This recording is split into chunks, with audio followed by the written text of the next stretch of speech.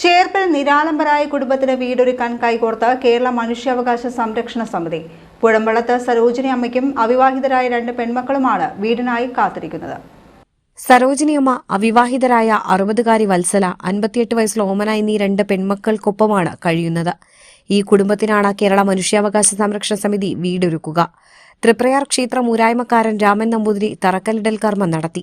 സമിതി ജില്ലാ പ്രസിഡന്റ് സജീവൻ നടത്തറ, ജില്ലാ ജനറൽ സെക്രട്ടറി ഷീല ഹരിദാസ്, സംസ്ഥാന vice president advocate K Rajeev, സംസ്ഥാന സെക്രട്ടറി സുരേഷ് കെ കരുൺ, ജില്ലാ ട്രഷറർ എം അബൂബക്കർ, ചേർപ്പ് ഗ്രാമപഞ്ചായത്ത് പ്രസിഡന്റ് സിജോ ജോർജ്, അവിടിശ്ശേരി ഗ്രാമപഞ്ചായത്ത് പ്രസിഡന്റ് റോസ്ലി ജോയ്, ചേർപ്പ് സഹകരണ bank president CN Govindankutty, O Vijayan, സമിതി വൈസ് പ്രസിഡന്റ് സാനി ചക്കാലക്കൽ, സമിതി ജില്ലാ ഭാരവാഹികളായ Satyabhama, Sunil Chanassery, Ashokan, Sudhakaran, PK Beena, Leena Prahladan, Vincent Paul, Seema Jayan, Sophie Francis, Leena Chandrika എന്നിവർ നേതൃത്വം നൽകി.